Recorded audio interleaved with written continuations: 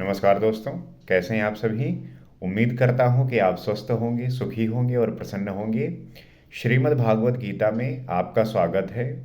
हम यहाँ पे श्रीमद् भागवत गीता के माध्यम से जीवन के हर एक पहलू को, हर एक क्षेत्र को समझने का, जानने का प्रयास करते हैं, क्योंकि आज के समय में हर एक विषय के बारे में जानकारी, हर एक पहलू को समझते हुए, जीवन के विभिन्न चुनौतियों को जानते हुए, समझते हुए, हमारी जो भागीदारी है इस समाज के प्रति, इस देश के प्रति, उसमें हम कितने उपयोगी बन सकते हैं, कितना अपना सहयोग कर सकते हैं, ये अति आवश्यक है। तो हम जैसा कि इस श्रीमद् भागवत गीता में वो सूत्र हैं, वो आपके जीवन के जो प्रश्न होते हैं जिसके उत्तर के लिए आप अलग अलग तरीके के उपाय करते हैं, और साधारणतया देखते होंगे कि आपके जीवन में जो वो प्रश्न के उत्तर हैं वो प्राप्त नहीं होते और आप जगह जगह भटकते हैं, परेशान होते हैं। लेकिन उन प्रश्नों के उत्तर आपके भीतर ही विद्यमान हैं। आपको स्वयं के अंदर आत्मबोधित होना होगा, अपने आप को जानना होगा, और जिस दिन आप इन बातों को समझ पाएंगे, इन बातों को आप जान पाएंगे और स्वयं को समझ गए जिस दिन, उस दिन आपकी सारी जो परेशानियां हैं, सारी जो बेचैनी है वो दूर हो जाएंगी। तो हम इसे कैसे समझें, कैसे जान पाएं, क्या तरीका है, क्या माध्यम है, क्या विधि है, ये सब कुछ जो है श्रीमद् भागवत गीता आपको समझाती है, बताती है। आवश्यक है कि आप जो है इसका अध्ययन करिए, आप जो है इसका नित्य पाठ करिए। आपको धीरे धीरे इसके बारे में समझ आने लगेगी। और कहीं पे कोई डाउट है, कुछ भी है, तो हम जो है उस पर चर्चा करते हैं, बात करते हैं। आप इस चैनल से जुड़ सकते हैं ताकि हम जब भी इसके बारे में डिटेल में समझें, जानने का प्रयास करें, तो उसे आप पूरी तरीके से समझ सकें और समझने के बाद उसका आत्मचिंतन करके उसे अपने व्यवहार में प्रकट करें। तो आइए देखते हैं कि किस प्रकार से श्री कृष्ण अर्जुन को वो बातें समझा रहे हैं जिसे जानने के बाद हर एक व्यक्ति, आज के समय में जैसे अर्जुन के मन में प्रश्न थे उसी प्रकार आज भी व्यक्तियों के साथ वो प्रश्न होते हैं। लेकिन अगर उसको उसका उत्तर देने वाला कृष्ण जैसा मिल जाए उसके जीवन में, उसे बस सही दिशा दिखाने वाला कोई मिल जाए, तो उसका भी जीवन सफल हो सकता है। वो भी इस युद्ध को जीत सकता है, अपने जीवन में आने वाली चुनौतियों को जीत सकता है, उसे अच्छे तरीके से टैकल कर सकता है, मैनेज कर सकता है। तो जीवन जो है जीने की कला है। इस कला को अगर आप सीख गए तो जीवन सुखदायी और आनंद पूर्वक बीतेगा, और नहीं सीख पाए तो आप जो है नित्य ठोकरें खाते रहेंगे। तो आइए समझने का प्रयास करते हैं और जानते हैं। क्लेशो अधिक तरस्ते शाम व्यक्त आसक्त चेतसाम अव्यक्ता ही गतिर दुखम देह वद्दिर वापयते। उन अव्यक्त परमात्मा में आसक्त हुए चित्त वाले पुरुषों के साधन में क्लेश विशेष है। जैसा कि हमने पिछले एपिसोड में ही समझा कि अर्जुन का प्रश्न था कि वो कौन सा माध्यम, कौन सी विधि अपनाए जिसके जो श्रेष्ठ है ईश्वर को प्राप्त करने में, निष्काम कर्म योग, ज्ञान योग। तो उसी के बारे में समझा रहे हैं, श्री कृष्ण बता रहे हैं। वो कह रहे हैं कि अव्यक्त परमात्मा में जो आसक्त हुआ चित्त वाले पुरुष होते हैं, व्यक्ति होते हैं, के साधन में क्लेश विशेष है, अर्थात देह अभिमानियों के द्वारा अव्यक्त विषय गति दुखपूर्वक प्राप्त की जाती है। आप देखते होंगे कि जो व्यक्ति शरीरस्थ है, इस शरीर पे ही जीवित है और अपनी इंद्रियों को भोगते हुए जीवन को जी रहे हैं, तो उनके जीवन में इस प्रकार से चीज़ें उनके सामने प्रकट होती हैं, इस प्रकार से घटित होती हैं कि कहीं ना कहीं वो विचलित होते हैं, परेशान होते हैं। क्योंकि कोई भी व्यक्ति अगर इस शरीर, इस इंद्रियों और मन पर जो है जी रहा है, तो उसके जीवन में सदैव जो है क्लेश, सदैव परेशानियां बनी रहेंगी।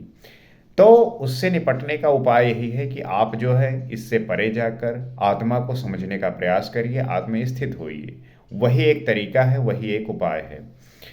तो जब तक देह का भान है तब तक अव्यक्त की प्राप्ति दुष्कर है। जब तक आप इस देह की प्रति आपका सोच है, आपका मन है और आप इसी के लिए जी रहे हैं, तब तक उस अव्यक्त की प्राप्ति जो है दुष्कर है, अर्थात मुश्किल है। श्री कृष्ण सद्गुरु थे, अव्यक्त परमात्मा उनमें व्यक्त था, तो श्री कृष्ण जो है सद्गुरु थे, जो अव्यक्त परमात्मा है उसमें उनमें व्यक्त था। वे कहते हैं कि महापुरुष की शरण ना लेकर जो साधक अपनी शक्ति समझते हुए आगे बढ़ता है कि मैं इस अवस्था में हूँ, आगे इस अवस्था में जाऊंगा, मैं अपने ही अव्यक्त स्वरूप को प्राप्त होऊंगा, वो मेरा ही रूप होगा, मैं वही हूँ। आप देखते होंगे कि ऐसे बहुत सारे महापुरुष की शरण ना ले जाकर साधक अपनी शक्ति को समझते हुए आगे बढ़ते हैं। और अपनी शक्ति को समझना अति आवश्यक है, क्योंकि हर एक व्यक्ति के अंदर वही आत्मा स्थित है जो उसको महान बनाएगी, जो उसको ग्रेट बनाएगी। और उस मैं इस अवस्था में हूँ, आगे इस अवस्था में जाऊंगा, मैं अपने ही अव्यक्त स्वरूप को प्राप्त होऊंगा, वो मेरा ही रूप है, मैं वही हूँ। आप देखते होंगे एक स्थिति में व्यक्ति बहुत ही ज़्यादा खराब होता है, उसके पास गुण नहीं होते, कला नहीं होती, चीज़ें सीख नहीं पाता, लेकिन निरंतर अभ्यास से उसके अंदर वो गुण उत्पन्न होते हैं कि फिर वही व्यक्ति बिल्कुल परिवर्तित हो जाता है। तो परिवर्तन कहाँ से हुआ, कहाँ से प्रारंभ हुआ? लोग कहेंगे ईश्वर ने कृपा कर दी। आप ये मानते हुए कि आपके जो विचार हैं उनमें आपने परिवर्तन किया, आपने जो है सोच को बदला और अपनी सोच को सही दिशा में लगाकर उसको परमात्मा के स्वरूप लाके प्रकट किया। तो आपका जो सोच है, आपकी जो थिंकिंग है, ये बहुत मैटर करती है किसी भी चीज़ को लेके। जो आज आप हैं वो आपकी सोचों का परिणाम है। जो कल आप होंगे, वो जो आज आप सोच रहे हैं वही उसका परिणाम होगा। तो आशय यह है कि आपकी जो सोच है, आपके जो विचार हैं, वही आपके कार्य में परिलक्षित होते हैं। तो अपने अव्यक्त स्वरूप को प्राप्त होऊंगा, वो मेरा ही रूप होगा, मैं वही हूँ, इस प्रकार सोचते प्राप्त की प्रतीक्षा न करके अपने शरीर को ही सो अहम कहने लगता है। यही इस मार्ग की सबसे बड़ी बाधा है। आप देखेंगे कि व्यक्ति जब कोई स्थिति प्राप्त हो करता है या कुछ भी प्राप्त करता है तो उसके अंदर एक अहंकार आ जाता है, अभिमान आ जाता है। और अभिमान, ये अहंकार जो है आपको उस इष्ट के प्राप्ति के बीच में बहुत बड़ा बाधक बनता है। और बहुत सारे साधक यहीं पे जो है डगमगा जाते हैं और उनका जो है जो फोकस है वो टूट जाता है। यही इस मार्ग की सबसे बड़ी बाधा है। वो दुखालय आश्वतम में ही घूम फिर कर खड़ा हो जाता है, किंतु जो मेरे शरीर लेकर चलता है वो, तात्पर्य क्या है कि इस पद्धति में, इस प्रोसेस में कई सारी चीज़ें ऐसे बदलती हैं, घटित होती हैं, जिसके परिणाम स्वरूप हर एक व्यक्ति को जो जो प्राप्त करना चाहता है उसमें कहीं ना कहीं विघ्न आते हैं। तो ये तो सर्वाणि कर्माणि मयि सन्न्यस्य मत्परा अन्ननये नैव योगेन माम ध्यायन्त उपासते। कहते हैं जो मेरे परायण होकर संपूर्ण कर्मों अर्थात आराधना को मुझ में अर्पण करके, श्री कृष्ण यही बात कह रहे हैं कि जो भी संपूर्ण अपने कर्मों को, अपनी आराधना को मुझ में अर्पण करके अनन्य भाव से योग करता है, आराधना प्रक्रिया के द्वारा निरंतर चिंतन करते हुए भजते हैं, वो मुझे प्राप्त होते हैं। क्योंकि तेषामहम समुद्धर्ताम मृत्यु संसार सागरात भवामि नचिरात पार्थ मय्यावेशित चेतसाम। द्वादश अध्याय का 7वां श्लोक है, उसमें कहते केवल मुझ में चित्त लगाने वाले उन भक्तों का मैं शीघ्र ही मृत्यु रूप संसार सागर से उद्धार करने वाला होता हूँ।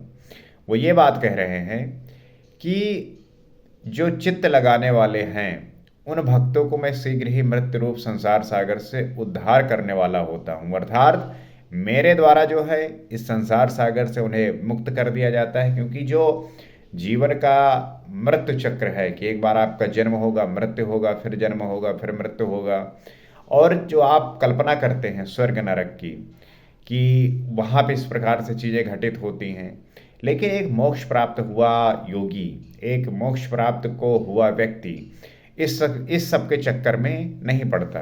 वो जो है इस आवागमन चक्र से जो है निकल जाता है और उसे जो है ईश्वर की प्राप्ति होती है, ताकि वो जो है इस संसार में फिर से जो है जन्म न लेना पड़े, उसका मोक्ष हो जाए। तो मय्येव मन आध्यात्स्व मयि बुद्धिम निवेशय निवशिष्यसि नवशिष्यसि मय्येव यत् ऊर्ध्व न संशया। इसलिए अर्जुन तू मुझ में मन लगा, मुझ में ही बुद्धि लगा। श्री कृष्ण अर्जुन से यही बात कह रहे हैं, यही समझा रहे हैं कि हे अर्जुन, तो मुझ में मन लगा, मुझ में ही बुद्धि लगा। इसीलिए आवश्यक होता है कि जब आप कोई कार्य कर रहे हो तो अपना जो मन है और अपनी जो बुद्धि है वो ईश्वर के प्रति जो है लगा देनी चाहिए। और इसके उपरांत तो मुझ में ही निवास करेगा, इसमें कुछ भी संशय नहीं है। और जब आप इस प्रकार से करते हैं तो आपके मन का जो संशय है वो मिट जाता है, वो खत्म हो जाता है, और आप जो है इस प्रकार से जीने लगते हैं कि आपका जीवन धन्य हो जाता है। मन और बुद्धि भी ना लग सके, तब अर्जुन ने पीछे कहा भी है, मन को रोकना तो मैं वायु की तरह दुष्कर समझता हूँ। तो अगर मन और बुद्धि को ना रोक सकें, क्योंकि सबसे बड़ा मुश्किल काम है मन और बुद्धि को कंट्रोल पाना। जो लोग पा जाते हैं वो बहुत ही चीज़ों को अलग तरीके से देखने लगते हैं, समझने लगते हैं, जो कि काफ़ी मुश्किल होता है। बहुत सारे जो व्यक्ति होते हैं, ज़्यादातर जो लोग होते हैं, वो उनका अपना मन और इंद्रियों पर जो है कंट्रोल नहीं होता। तो यही कहते हैं, अर्जुन ने पीछे कहा भी कि मन को रोकना तो अति कठिन है, क्योंकि वायु के तरह दुष्कर समझता हूँ। इस पर योगेश्वर श्री कृष्ण कहते हैं, क्या कहते हैं, अथ चिंतम समाधातुम न सक्रोश मयि स्थिरम अभ्यास योगेन ततो मामीक्षाप्तुम धनंजय।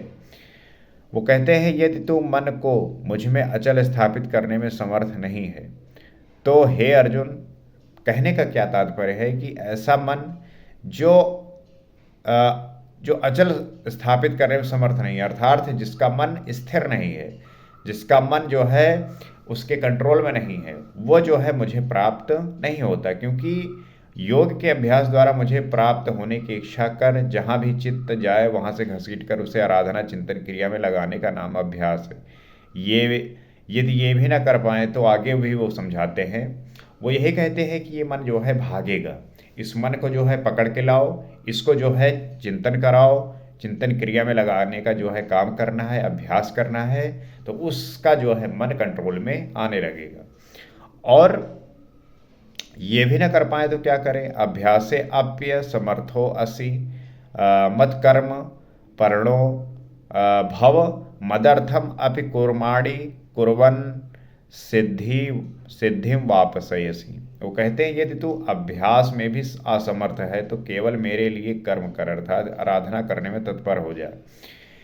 श्री कृष्ण यही समझा रहे हैं कि अपना जो संपूर्ण अपना जो सब कुछ है वो मुझ में समर्पित कर दो। इसलिए आप देखते होंगे जब पूजा पाठ होता है तो लोग अपने आप को उनके साथ कनेक्ट करते हैं ताकि वो अपने आप को भूल जाएं। और इस प्रकार मेरी प्राप्ति के लिए कर्मों को करता हुआ तो मेरी प्राप्त रूपी सिद्धि को ही प्राप्त होगा। तो तात्पर्य क्या है कि जब ये कर्म आप निरंतर करने लगते हैं तब आपके अंदर वो सिद्धि प्राप्त होती है, आपके अंदर वो शक्ति प्राप्त होती है जो आपको सदैव मोटिवेट करती है, शक्ति देती है। और अभ्यास भी पार ना लगे तो साधना पथ में लगे भर रहो।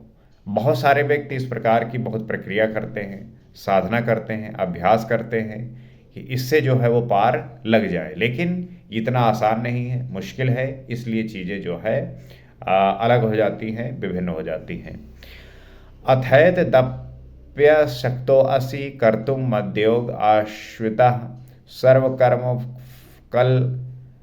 सर्वकर्म फल त्यागम तथा कुरु यतात्मवान।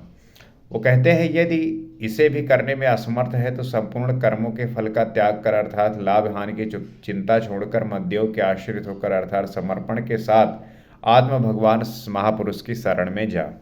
आप बहुत सारे ऐसे देखते होंगे साधु महात्मा जो घर परिवार को छोड़ देते हैं और कहीं ना कहीं जो है अपना जीवन व्यतीत कर रहे होते हैं, लेकिन इसमें परेशानी क्या है कि उसे भी जो है खाना खाना होगा, जीवित रहना है, और ऋतुओं से बचाव के लिए उसे जो है घर बनाना होगा। तो इसलिए जो है परिवार आवश्यक हो जाता है और परिवार का होना जरूरी भी होता है। क्यों जरूरी होता है? क्योंकि आपके लिए वो सदैव इस प्रकार से साथ में चलते हैं ताकि आपको किसी भी प्रकार का कष्ट ना हो सके। तो उनसे प्रेरित होकर कर्म स्वतः होने लगेगा। समर्पण के साथ कर्म फल के त्याग का महत्व बताते हुए श्री कृष्ण आगे कहते हैं, तो कहते हैं कि उनसे प्रेरित होकर कर्म स्वतः होने लगेगा। जब प्रेरणा मिलती है, जब आपको एक सही बूस्टअप मिलता है, डोज मिलता है, तो आपका जो मन है वो इस प्रकार से कार्य करने लगता है कि जो वो चाहता है।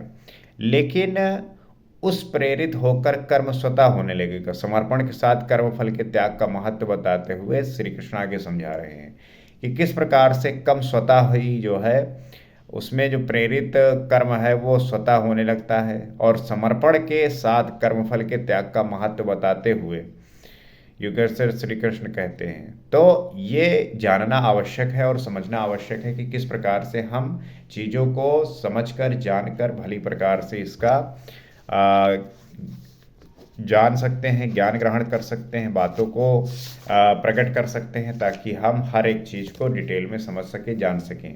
इसी उद्देश्य के साथ आशा करता हूं कि आप भी बातों को समझ पा रहे होंगे, और समझते हुए हम जो है इस बात को समझेंगे, जानेंगे कि किस प्रकार से ये चीज़ें घटित हो रही हैं। इसी प्रयास के साथ अगले एपिसोड में आपसे फिर मुलाकात होगी, और अगले एपिसोड में जुड़ने के लिए और पीछे आगे आने वाले सारे वीडियो से अपने आप को कनेक्ट करने के लिए आप इस चैनल से जुड़ सकते हैं, ताकि जब भी हम इस पे बात करें, चर्चा करें, हम साथ में मिलकर इस बात को जान पाएं।